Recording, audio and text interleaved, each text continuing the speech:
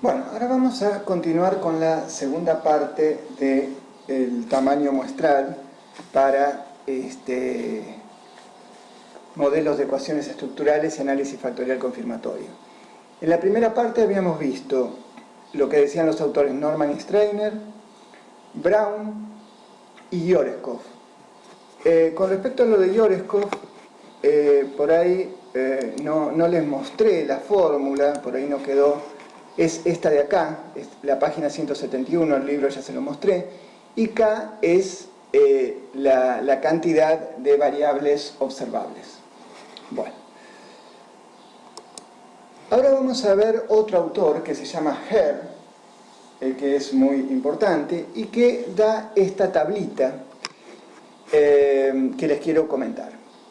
El mínimo tamaño de muestra sería 100, cuando los modelos contienen 5 o menos variables latentes, cada una con más que 3 indicadores, variables observables, y con altas comunalidades de los ítems.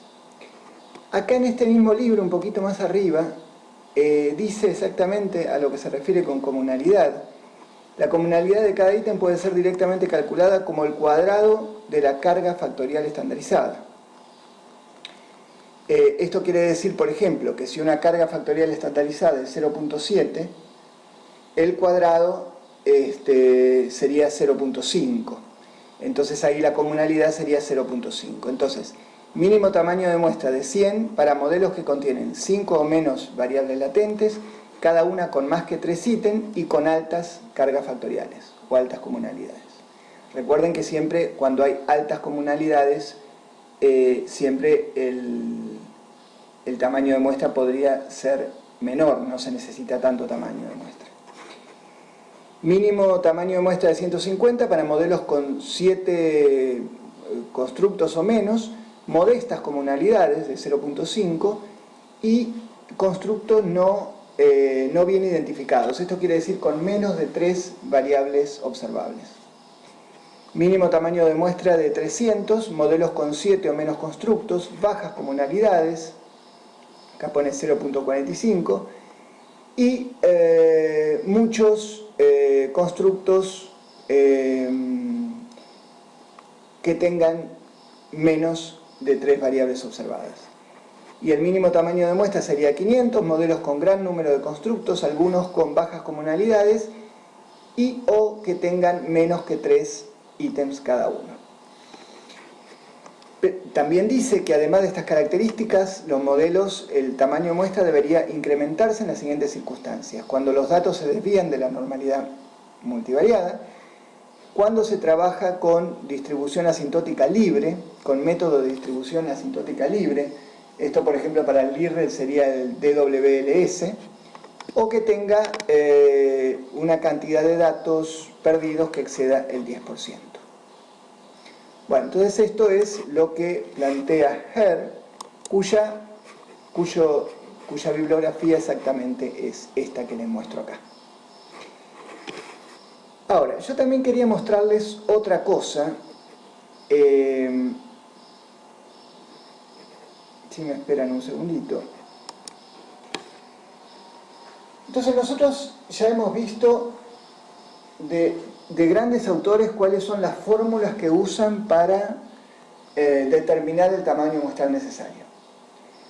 Pero por otro lado, actualmente hay algunos trabajos que han hecho simulaciones con el método Monte Carlo y que entonces pueden ver cómo, si en la mayoría de los casos les ha dado resultados robustos o no. Aquí yo les pongo esta tabla donde se ven 6 de estos trabajos, pero hay más. Lo más importante para nosotros ahora es que cada uno de ellos determina 3, por ejemplo en este caso, este autor determina 3 tamaños muestrales. Acá, tamaño de muestra 200, 500 y 1000. Este otro autor, 4 tamaños muestrales. Forero, que es el que ahora vamos a hablar un poquito, determina 3 tamaños muestrales, 200, 500 y 2000. Entonces de esa manera ellos hacen estudios de simulación y uno ve cómo mejoran los resultados cuando pasamos por ejemplo de 200 a 500 o de 500 a 2000. En este estudio de Forero, fíjense que ellos hacen, no me acuerdo, creo que eran 324 condiciones que las van evaluando con estos estudios de simulación. Entre esas condiciones tenemos de 1 a 3 factores, o 1 y 3 factores, mejor dicho, número de variables por factor 9, 21 y 42, y número de categorías 2 y 5. Es decir, imaginémonos en este trabajo que va a haber casos en que sea 3 factores que tenga 42 ítems cada factor.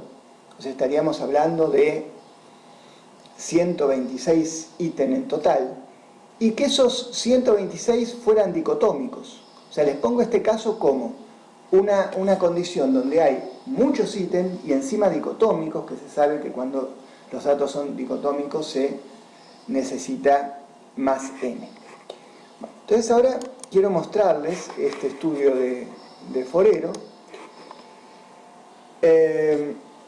Después les voy a mostrar el inicio del estudio, pero ahora quiero mostrarles esta figura solamente, en donde se ve los parámetros, las cargas factoriales, y donde se muestra cuando, digamos, el 95% del intervalo de confianza no contiene al verdadero parámetro estimado. Aquí vemos, por ejemplo, que cuando el número de observaciones es 200, vemos muchas en este método y muchas en el método ULS también. En cambio, número de observaciones de 500 vemos mucho menos. Esto quiere decir que saltando a 500 observaciones, en general se puede ver que los métodos trabajan con bastante robustez. Acá por otro lado vemos el método DWLS y el método ULS. Él trabaja con el programa Lirel, y vemos de paso que el método ULS tiene menos errores, digamos, es más robusto que el método DWLS. Pero esto es anecdótico. La cuestión que acá nos interesa es que, pasando a un número de observaciones de 500, vemos que en general las cargas factoriales son o sea, no varían mucho de su valor real. Bueno, entonces hemos visto en la primera parte autores como Norman y Strainer, Yoreskog y Brown. En la segunda parte vimos a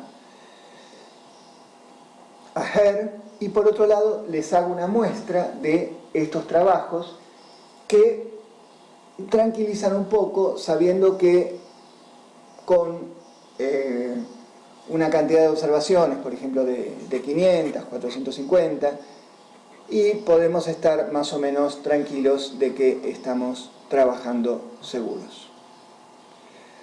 Bueno, muchas gracias y hasta la próxima.